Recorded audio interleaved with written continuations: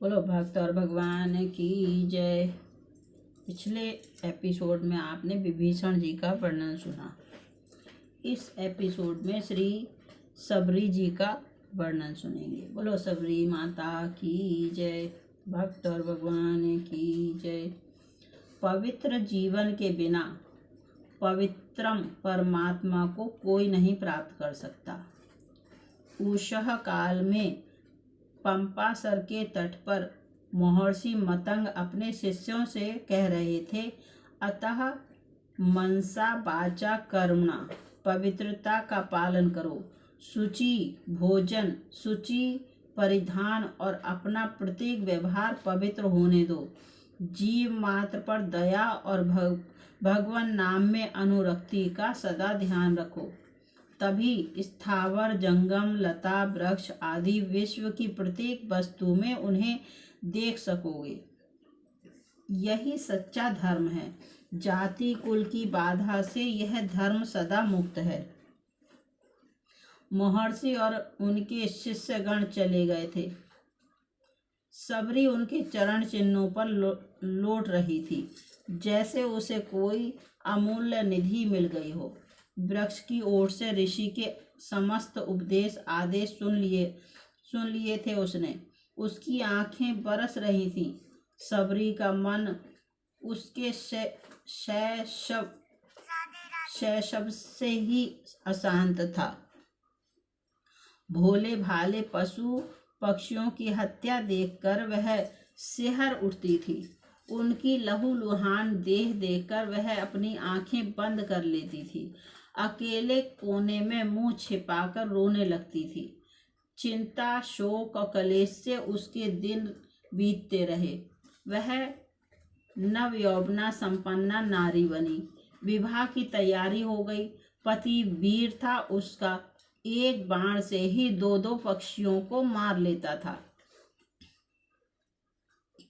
तेज से तेज दौड़ता हुआ हिरन उसकी आंखों के सामने से नहीं बच सकता था।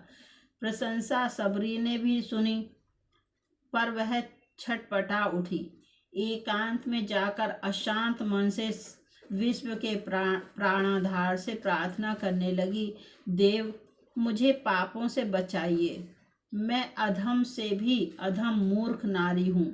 मुझे पथ का ज्ञान नहीं, आप मेरी रक्षा करें। नाथ मैं आपकी शरण हूँ। प्रार्थना करते करते रात अधिक हो गई। सबरी ने अपना कर्तव्य निश्चित कर लिया। अर्धरात्रि का समय था। सर्वत्र नीरवता का साम्राज्य था। आकाश में तारे किंकर्तव्य विमूढ़ हो टुकुर टुकुर ताक रहे थे। सबरी चुपके से दबे पांव घर से निकल पड़ी और घने जंगलों में जाकर विलीन हो गई। कंटकाकीर्ण पथ, नदी, वन और पर्वत का उसे ध्यान नहीं था। वह भागती चली जा रही थी अनिश्चित स्थान की ओर। उस समय उसे केवल यही ध्यान था कि मैं अपने माँ बाप के हाथ न आ जाऊं। हिंसा से बचकर आजीवन ब्रह्मचारिणी रहकर प्रभु भजन करूं। भागने में उसे अपने तन मन की सुधि नहीं थी। न क्षुधा थी न तृषा। 2 दिन बाद वह पंपासर पर पहुंची। वह थक गई थी। प्रातः हो चला था। पूर्व क्षितिज पर अरुणिमा बिखर रही थी। उसी समय स्नानार्थी मतंग ऋषि की चर्चा उसने सुन ली थी। महर्षि के दर्शन से अद्भुत प्रभाव उसके मन पर पड़ा था। अपूर्व शांति का उसे आज अनुभव हुआ था। वहीं रहने का उसने निश्चय कर लिया, पर उसके रहने से ऋषियों के तप में विघ्न पड़ेगा। इस विचार से उसने अपने रहने के लिए ऋषियों के आश्रम से दूर एक छोटी सी कुटिया बना ली। उसने समझ लिया था भगवान के प्राणाधार उनके भक्त होते हैं। भक्तों की कृपा हो जाने पर भगवत दर्शन निश्चय ही हो जाएंगे। वह एक पहर रात्रि रहते ही ऋषियों की कुटियों के आसपास की भूमि तथा पंपासर की ओर जाने वाले मार्ग पर झाड़ू लगा देती। एक कंकड़ी भी किसी महर्षि या उनके सौभाग्यशाली भक्त के चरणों में चुभ न जाए, इसलिए वह बार बार झाड़ू लगाती और वहां जल छिड़क कर सुगंधित पुष्प डाल देती। कुटियों के द्वार पर सूखी लकड़ियों का ढेर रख जाती, जिससे समिधा लाने के लिए मुनिजनों को किसी प्रकार का कष्ट ना उठाना पड़े। सबरी का यह नित्य का काम था, पर मुनि लोग चकित थे। गुप्त रीति से यह सेवा कार्य कौन कर जाता है? ऋषिगण कुछ तय नहीं कर पाए। ऋषियों ने पहरा दिया। सबरी पकड़ ली गई। मतंग ऋषि के सामने उपस्थित कर दिया शिष्यों ने उसे। सबरी कांप रही थी, उसमें बोलने का साहस नहीं था। ऋषि की अपराधनी थी वह। मतंग ऋषि ने उसे देखा, उनके मुंह से निकल गया, भगवत भक्ति में जाति बाधा नहीं डाल सकती। सबरी परम भगवत भक्त है। शिष्यगण एक दूसरे का मुंह ताकने लगे। महर्षि मतंग ने सबरी से कहा, तुम मेरी कुटिया के पास ही रह जाओ, मैं कुटिया की व्यवस्था कर देता हूँ। सबरी दंड की भांति पृथ्वी पर लेट गई। नेत्रों से प्रेमाश्रु बहने लगे। आज उसका भाग्योदय हुआ है। अब वह तपोधन महर्षि की सेवा खुलकर कर सकेगी।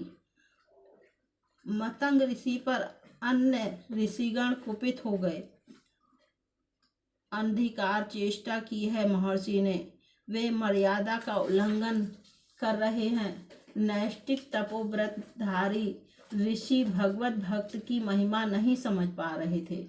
अधम कहीं की स्पर्श कर दिया मुझे, पुनः स्नान करना पड़ेगा। क्रोध से उन्मत्त एक ऋषि सबरी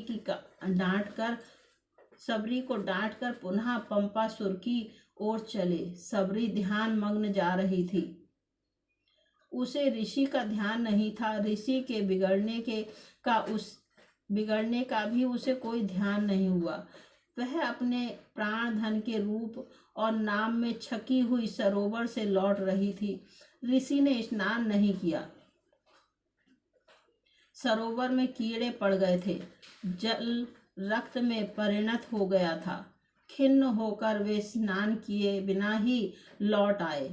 आपके बिना मैं नहीं रह सकूंगी मुनिनाथ, फूट फूट कर रोती हुई सबरी महर्षि मतंग से कह रही थी।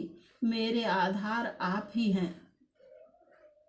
आपके ही द्वारा मुझे ऋषियों की थोड़ी बहुत सेवा का सौभाग्य प्राप्त हुआ है।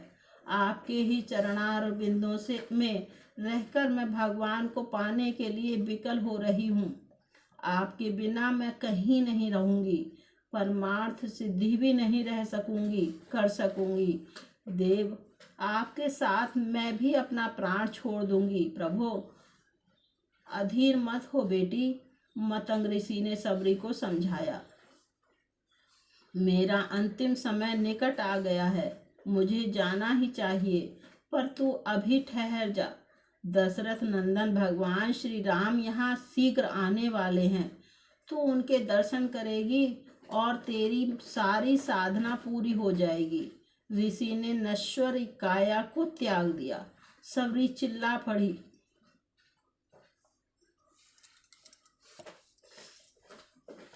महर्षि की बात सत्य हो गई।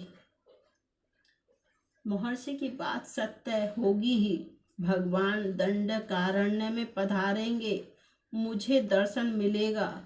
सबरी आनंद में छकी रहने लगी। पत्ते की खड़खड़ाहट से भी वह चौंक जाती थी। कहीं भगवान आ तो नहीं गए? वह प्रतिदिन मार्ग साफ करके मीलों तक भगवान को जो आया करती थी। भगवान पहले मेरे यहाँ पधारेंगे, ऋषियों का निश्चय था। भगवान आए और आते ही सबरी की कुटिया का पता पूछने लगे। ऋषि चकित थे। प्रेम रूप भगवान सबरी की कुटिया में पधारे। आह, सबरी का क्या कहना। सबरी देखी राम ग्रह आए, मुनि के वचन समझ जिए भाए।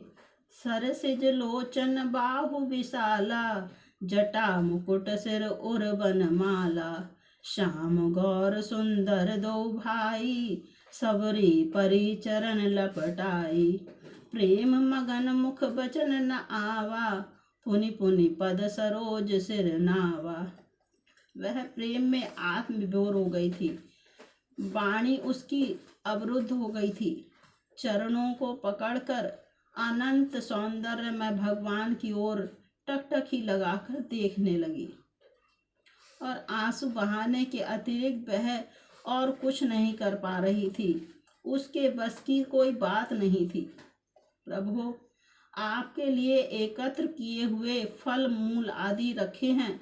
बड़ी कठिनता से अर्घ्य पाद देने के बाद सबरी ने कहा, वह चुने हुए मीठे मीठे बेरों को प्रतिदिन भगवान के लिए रखती थी। उन बेरों को ले आई, बड़े प्रेम से देने लगी। भगवान आनंद पूर्वक खाने लगे। भगवान को उन बेरों में इतना अधिक स्वाद और आनंद का अनुभव हो रहा था जैसे प्रेममयी जन्मदायिनी जननी कौशल्या जी उन्हें भोजन करा रही हों। अपनी अभिप्यासा पूर्ति देखकर अत्यंत प्रसन्नता से हाथ जोड़कर वह अत्यंत प्रेम से प्रार्थना करने लगी कि विधि स्तुति करो तुम्हारी, अधम जाति में जड़ मति भारी। अधम ते अधम अधम अति नारी, तिन में मैं मति मंद अधारी। शुद्ध प्रेम और दीनता देखकर भगवान ने उत्तर दिया, कह रघुपति सुनि भामिनी बाता, मानहु एक भगति कर नाता। फिर भगवान ने उसके सामने नवदा भक्ति का निरूपण किया। इसी बीच में ऋषियों का समुदाय सबरी के आश्रम में भगवान के दर्शन निमित्त आ गया। उस समय ऋषियों का ज्ञानाभिमान लुप्त हो गया था। वे मतंग ऋषि के तिरस्कार के लिए मन ही मन पश्चाताप करने लगे थे। उनके मुंह से निकल गया, सबरी तू धन्य है, धन्य है। परंपरा में कीड़े पड़ने, पंपासर में कीड़े पड़ने और जल रक्त के रूप में परिणत होने के संबंध में श्री लक्ष्मी जी ने ऋषियों को बताया। मतंग मुनि ने द्वेष एवं बाल ब्रह्मचारिणी सन्यासिनी परम भगवत भक्त और साध्वी सबरी के अपमान करने से तथा आप लोगों के अभिमान से सरोवर की यह दुर्दशा हुई है। सबरी के पुनः स्पर्श करते ही वह शुद्ध हो जाएगा। भगवान के आदेशानुसार सबरी ने सरोवर को स्पर्श किया। उसका जल पूर्वतः निर्मल हो गया। भगवान उसकी कुटिया से चलने लगे। सबरी अधीर हो गई। चरणों की दृढ़ भक्ति भगवान ने उसे दे ही दी थी। अब उसे कुछ पाना शेष नहीं था। उसकी सारी आकांक्षा प्रभु ने पूरी कर दी थी। अब वह भगवान से विलग होकर किस लिए जीवन धारण करती। ऋषि जनों के सामने ही उसने अपनी पार्थिव देह त्याग दी। ऋषिगण सबरी का जय जयकार करने लगे। धन्य थी सबरी और धन्य थी सबरी की प्रेममय अद्वितीय भक्ति। बोलो सबरी माता की जय। सबरी वन में निवास करने लगी। इनके मन में साधु संतों की टहल करने की बड़ी इच्छा थी, पर साधु संत सेवा स्वीकार नहीं करेंगे, इसलिए थोड़ी रात रहने पर ही वे ऋषियों के आश्रम में छिपकर जाती और लकड़ियों के बोझ रख जाती। वनवासी ऋषियों में एक मतंग नामक ऋषि थे। वे परम विरक्त और भक्ति रस के आनंद से परिपूर्ण थे। लकड़ियों के बोझ रखे देखकर वे अपने शिष्यों से कहने लगे कि इस तपोवन में ऐसा कौन आ गया है राधे राधे जो नित्य चोरी से सेवा करता है। उसे एक दिन पकड़ो। उस संत सेवा प्रेमी भक्त के प्रत्यक्ष दर्शन करना चाहिए। आज्ञा पाकर मतंग जी के शिष्य सावधानी से पहरा देने लगे। जैसे ही सबरी ने लकड़ियों का बोझ रखा, वैसे ही शिष्यों ने उसे पकड़ लिया।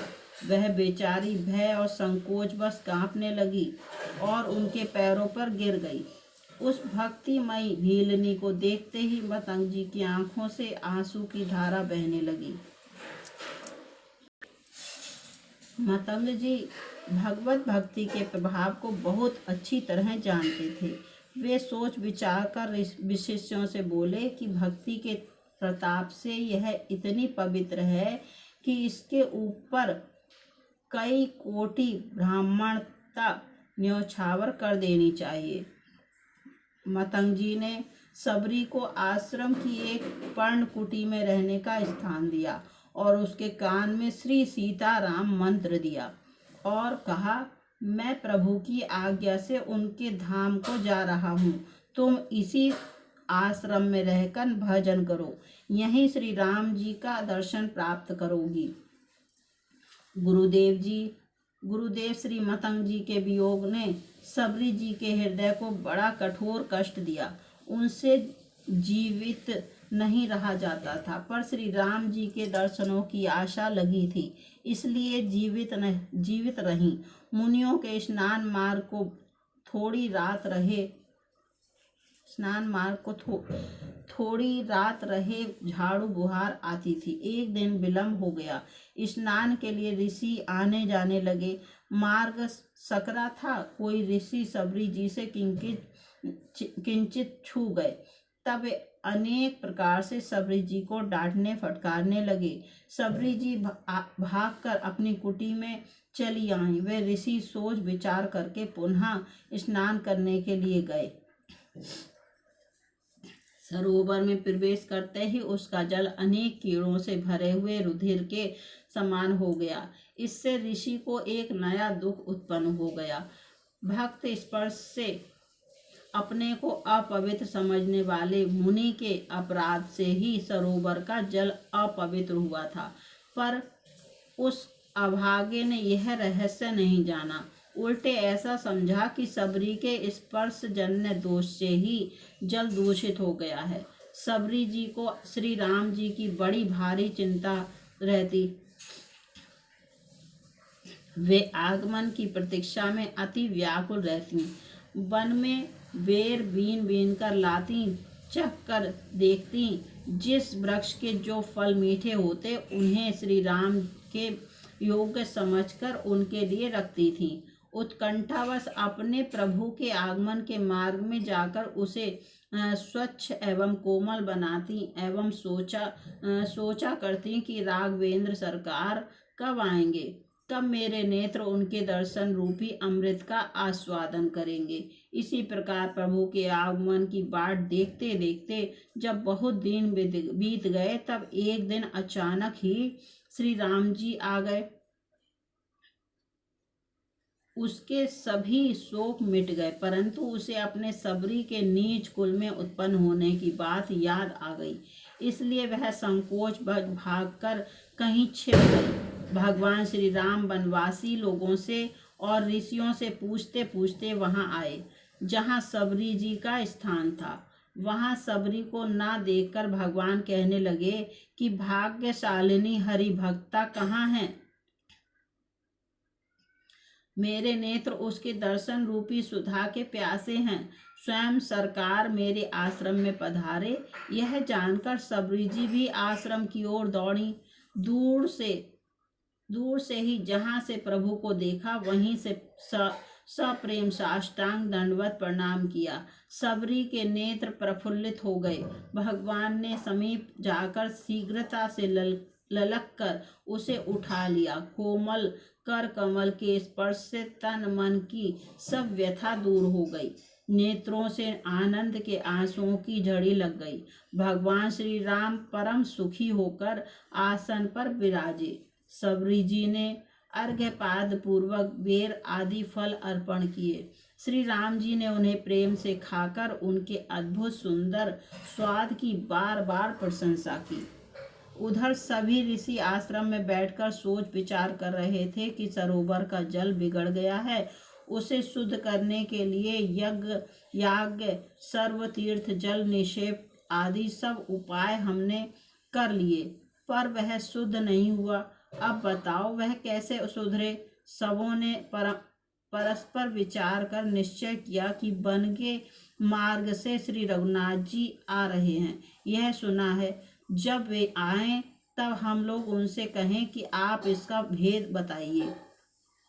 इतने में ही उन ऋषियों ने सुना कि श्री राम जी तो सबरी के आश्रम में आकर विराजे हैं। तब सबका ब्राह्मणत्व का अहंकार दूर हो गया और वे कहने लगे कि चलो वहीं चलकर उनके चरणों में प्रणाम करें। वे ऋषिगण सबरी के आश्रम में आकर बोले, प्रभो श्री राम, आप सरोवर के जल को शुद्ध करने का उपाय बताइए। भगवान ने उत्तर दिया कि सबरी के चरणों का स्पर्श करो, उसके बाद सरोवर के जल से इसके चरण स्पर्श कराओ, जल तुरंत पवित्र हो जाएगा। भगवान की आज्ञा से ऋषियों ने ऐसा ही किया।